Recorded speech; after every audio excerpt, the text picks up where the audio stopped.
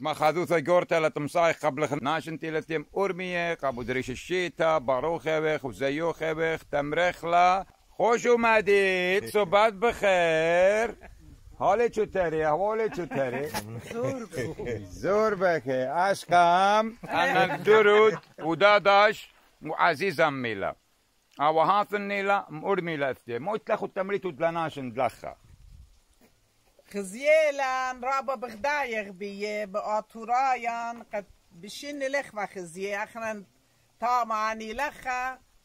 عادي قد خزيلان رابا خديخ بيه واخلي بشرب خذيه بصوره بختافخ ابخني الأورمي تبقى خباخو